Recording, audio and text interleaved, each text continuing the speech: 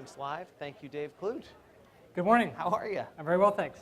Tell me a little bit about what's going on at this conference and what's got you interested. Well, mainly it's what's happened over the last 10 years. And just to give you a little context on my background and experience, Jim Young and I met 2001, 2002, and we started raising the topic of next generation intelligent buildings. And I was working inside of corporate real estate at Cisco Systems at the time. We started asking the question, well, who in the world is doing next generation intelligent buildings? We got to go see them. We're going to go look at them firsthand and learn about them. And at that time, the best of the breed was Asia, China, Singapore, really Asia Pacific. So with the permission of our senior executives at Cisco, and I really would like to call out and credit a couple of folks. Sure. Mr. David Holland at Cisco Systems and Mr. Mark Golan were kind of our executive sponsors of this program and really helped us provide the executive support we needed to do this next generation building tour. So Jim Young and I and 3 other individuals, Matt Spathis, Jeff Castleman, Gary Brandeis, the 5 of us put together this trip. It was 7 cities, 5 countries, and 35 buildings in 12 days.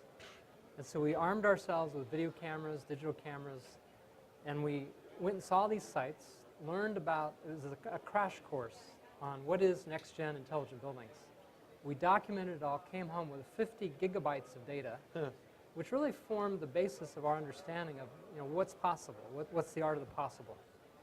And that then became the basis for additional Asia-Pac trips, and I think to Jim and Howard and a lot of other people's credit at RealComm, they've educated a lot of people with the trips that they've done in Asia, the Middle East, because you really can't appreciate the scale or complexity of what the industry's trying to do until you go see them firsthand.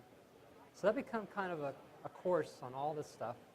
It became the basis of connected real estate at Cisco, became the beginnings of smart and connected communities, which has since blossomed into a very interesting global program. And I think helped launch the Intelligent Building Conference. When you look out there and see what's happening today, what's exciting you? Well, what's exciting is now it's becoming mainstream. With the advent of open standards, web-based technologies, certainly everything we're seeing with HTML5 and any device, anywhere, anytime, getting access to very complex sets of data, and then marrying that up with sensor technologies in the buildings and creating the Internet of Things and combining that fabric with our compute environments, it creates unseen precedents in terms of complexity. And we have to understand and learn how to manage that. And what we're seeing now is what we were envisioning 10 years ago. Right. We just never thought it'd take this long. What's 10 years ago? I'm going to ask you kind of a So then and now question. Okay. What is the most, what blew your mind? What one thing, actual physical thing you saw, you went, oh, Jim, I can't believe they're doing that. And today, what's the thing? This would have been the Matsushita building. This was in Tokyo. It's an 11-story building, which essentially was their R&D showcase. Matsushita is the parent company of Panasonic and National. They were doing IPv6 implementations of data points, devices, connected to the internet in January 2004. And what did that look like, for example? Well, it was plugging a light fixture into the internet and being able to control it from a device. At that time, it was probably a laptop. They didn't have a lot of handhelds then. There was no iPad. Right. But they had the ability to turn a light on and off through a web page. So that was really kind of revolutionary then. Now it's like, okay, you can buy it at Best Buy. Yeah.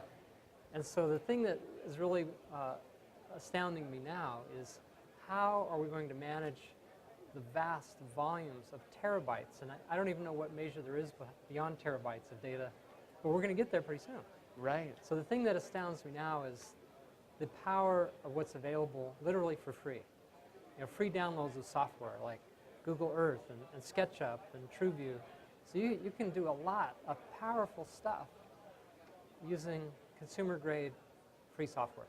Yeah. So that's what excites me now, is putting that power into the hands of people where 3D dynamic modeling becomes as easy to use as spreadsheets and Word documents.